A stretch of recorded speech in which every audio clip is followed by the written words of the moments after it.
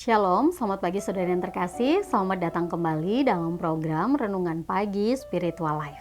Perenungan kita pagi ini akan terambil dari Ibrani pasal 13 ayat 1-8. Perikop ini akan dibagi menjadi 3 bagian dan hari ini adalah bagian yang pertama. Judul perikopnya adalah nasihat dan doa selamat. Demikian firman Tuhan. Peliharalah kasih persaudaraan. Jangan kamu lupa memberi tumpangan kepada orang, sebab dengan berbuat demikian beberapa orang yang tidak diketahui telah menjamu malaikat-malaikat. Ingatlah akan orang-orang hukuman, karena kamu sendiri juga adalah orang-orang hukuman.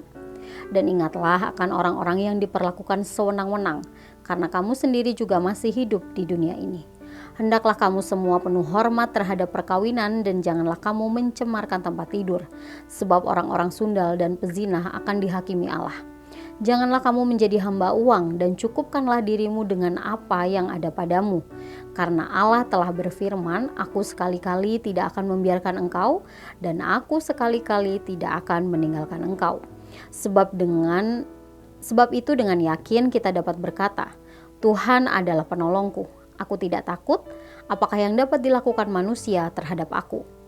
Ingatlah akan pemimpin-pemimpin kamu yang telah menyampaikan firman kepadamu. Perhatikanlah akhir hidup mereka dan contohlah iman mereka. Yesus Kristus tetap sama baik kemarin maupun hari ini dan sampai selama-lamanya.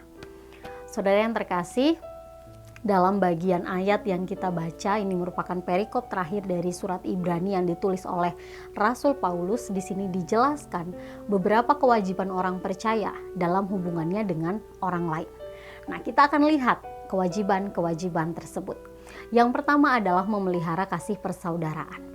Artinya orang percaya harus menyatakan kasih secara khusus untuk sesama saudara seiman. Karena pada saat itu orang-orang Ibrani mereka sedang mengalami perpecahan dan kekacauan yang sangat hebat. Baik itu karena masalah keagamaan atau juga dalam hal bermasyarakat lainnya. Sehingga setidaknya Rasul Paulus ingin supaya orang Ibrani yang sudah bertobat atau orang-orang percaya mereka tetap dapat saling mengasihi satu dengan yang lain. Kemudian yang kedua adalah saling memberi tumpangan.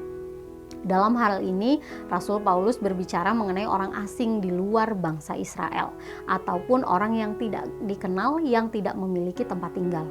Karena pada masa itu ada orang-orang yang melakukan perjalanan jauh dan mereka mencari negeri di mana mereka akan menetap.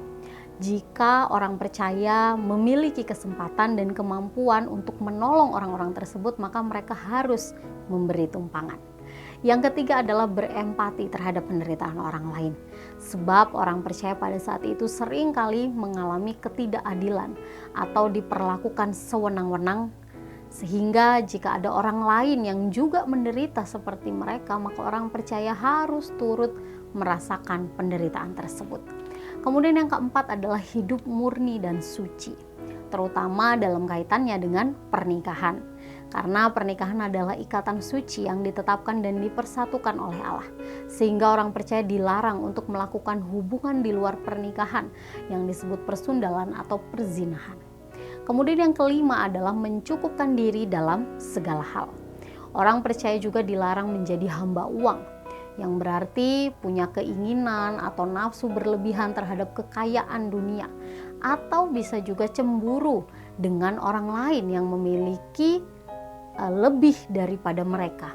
Sebaliknya, orang percaya harus belajar merasa cukup dengan apa yang Allah berikan setiap hari. Meskipun itu mungkin tidak lebih baik dari apa yang mereka miliki kemarin.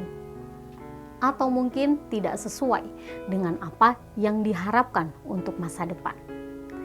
Saudara-saudara yang terkasih, beberapa kewajiban orang percaya yang dijelaskan oleh Rasul Paulus juga seringkali kita abaikan oleh kita saat ini. Tidak jarang kita melihat sesama orang percaya yang bertengkar, tidak peduli dengan kesulitan orang lain asalkan dia baik-baik saja, mencemarkan pernikahan dengan berselingkuh atau hidup bersama sebelum menikah, atau dosa-dosa yang lain yang timbul karena cinta akan uang. Semua ini adalah hal-hal yang bertentangan dengan firman Tuhan, tapi terkadang dilakukan oleh orang percaya.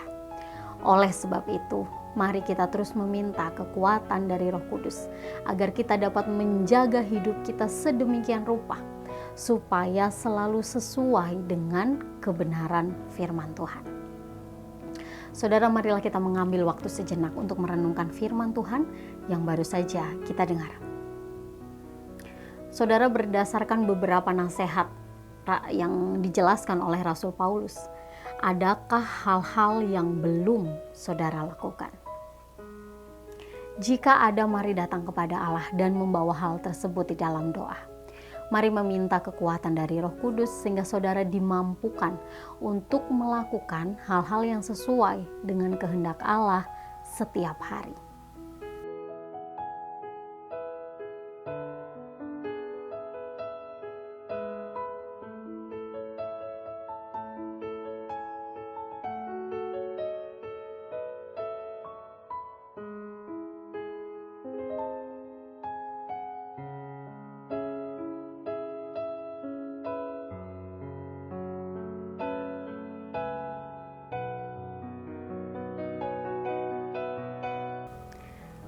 Demikian renungan kita, mari kita berdoa.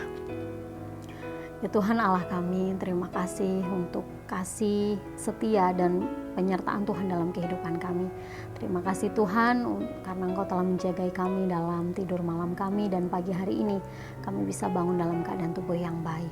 Kami juga bersyukur Tuhan untuk kebenaran firman-Mu yang kembali mengingatkan kepada kami tentang hal-hal yang mungkin seringkali kami abaikan atau kami anggap enteng.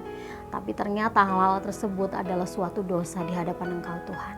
Ya Tuhan, kiranya Engkau terus menolong kami, membimbing kami, sehingga kami semakin peka dengan apa yang Tuhan ingin kami lakukan setiap hari. Bimbing dan tolong kami juga Tuhan, supaya kami terus melakukan hal-hal yang Engkau kehendaki, dan hidup kami semakin hari semakin serupa dengan Kristus.